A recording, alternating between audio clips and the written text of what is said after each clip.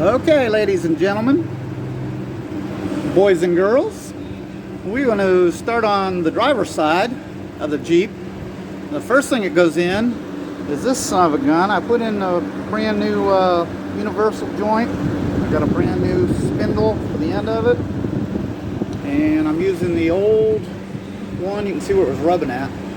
I'm using the old axle, and I'm going to slide it in. It has to go in first before anything.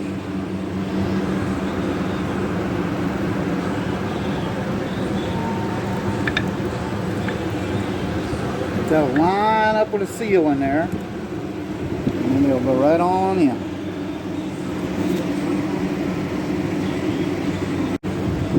Okay, let's slide it right on in.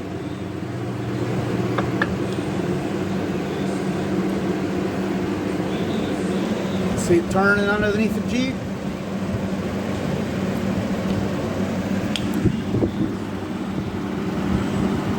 Right there. Does that because I'm doing this right here. Okay, that's the first piece. Okay, the next thing is the dirt guard. It goes in next. This helps keep the mud and stuff out of your spindle and out of your bearings and all that good stuff. And what I'm going to do is line it up with the bolts and put it on.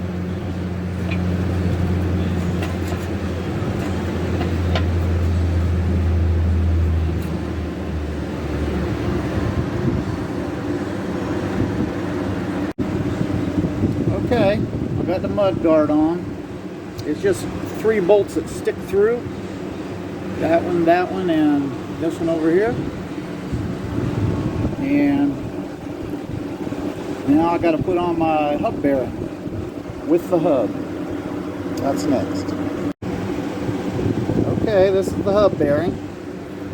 See the bearing in there, it's all sealed. And it's going to slide right over top of my spindle.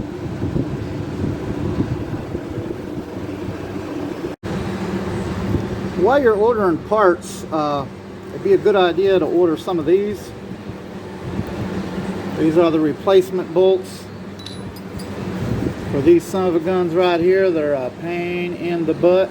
They're 13 millimeter. You can sometimes get away with 1/2 inch, but getting them off, they get boogered up so bad that you're better off just go ahead and order 6 of those bolts if you're doing both sides of the car. Order these, and then you got a hex head on there. Makes it much easier to go back together because they're brand new also. I got my 3 bolts tightened up. Here's the one that's easy to see. One down there, one over here. So now I come to the easy part. Whenever you get a new spindle, you know it's going to be easy because stick on the washer and the nut and everything is brand new. Makes it easy. To get these spindles loose, this nut right here, I had to go and rent an impact wrench, and they didn't have any sockets, so I had to use my 36 millimeter socket that I had to go buy. Put it on there and use the impact wrench. It took it off, but it messed the threads up really bad. So I'm glad I got a new spindle anyway. The nut and cotter keys set and everything, I got at O'Reilly's Auto Parts. It's an M24-1.50. It's the lock nut kit. Well, I guess you know what part goes on next.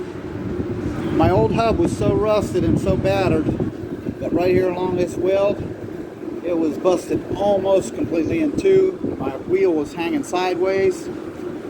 I wanted to let it get that bad, but I never noticed anything because I just drive it on log roads, up and down a log road. I don't do a lot of mud bogging or anything, but I do drive it on a log road back and forth in the woods. So it got that bad, and I had to get a new one of these too. So the outside hub, we're going to put it on next. Well, as we say in the South, Did your daddy ever call you a lug nut? I just put a couple lug nuts across from each other to kind of hold that straight. I'm going to start on the brakes next. And a trick I learned on YouTube for lubrication for just about everything, especially doing those universal joints, when I had to press them into place. They were hard getting in and out. I put a little bit of that transmission fluid on there and it really helped. If that doesn't work, you can always use tartar sauce. No, I'm kidding, that's transmission fluid. But it helps lubricate everything. I put a couple drops on everything that I want to lubricate.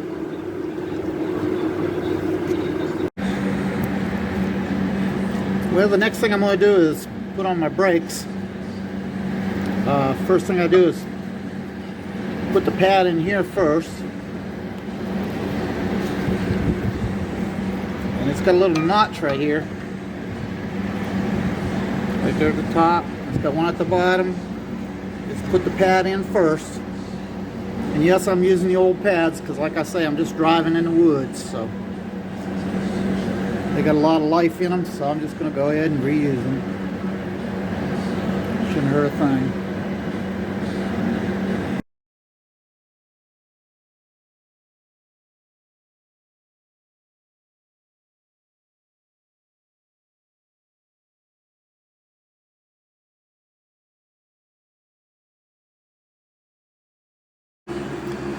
Well, I put my inner pad on first, and then I put this outer pad on, and then I slid my caliper over top of it. Before you slide your caliper over top of it, you want to make sure that you connect this brake line, because it's kind of a son of a gun to get to back there. So you want to put that on the caliper before you slide it over top of your two brake pads.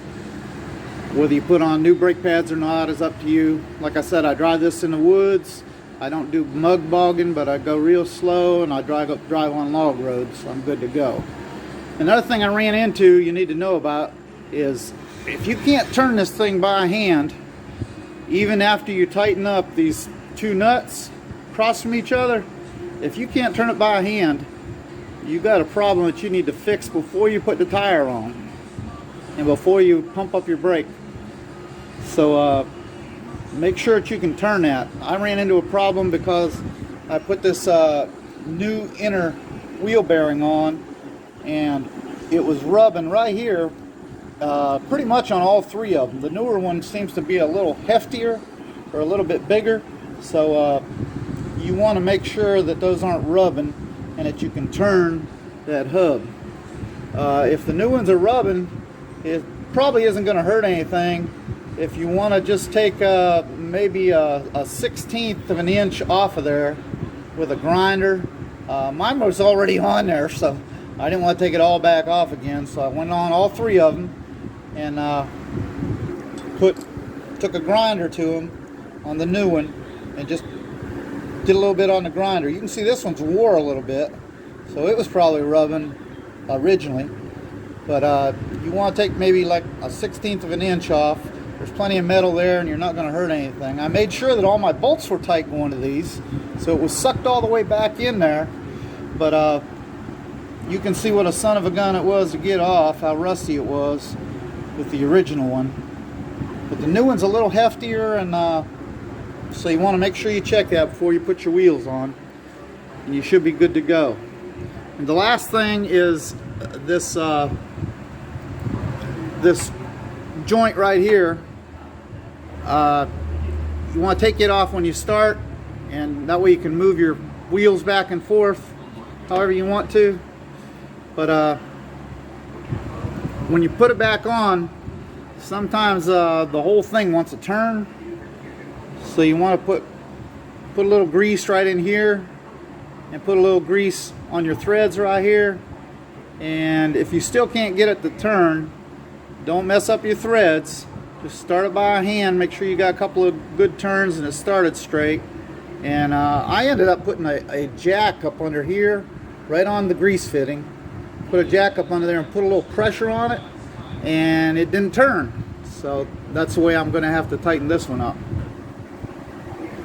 Alright, I hope this YouTube video helps some of you. This was a heck of a job to tackle, and like I say, the hardest part about it is getting this off. I had to use, I actually went to the store and bought 3 chisels, different sizes, cold chisels and different sizes, and drove them down in there, drove them down in here to get that son of a gun off.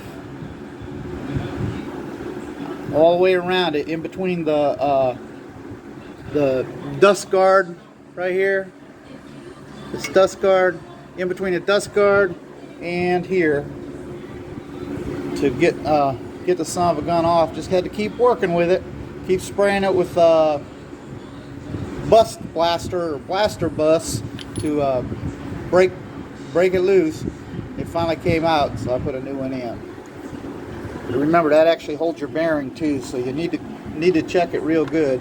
This one wasn't too bad, but I went ahead and replaced it while I had it off. Alright, good luck.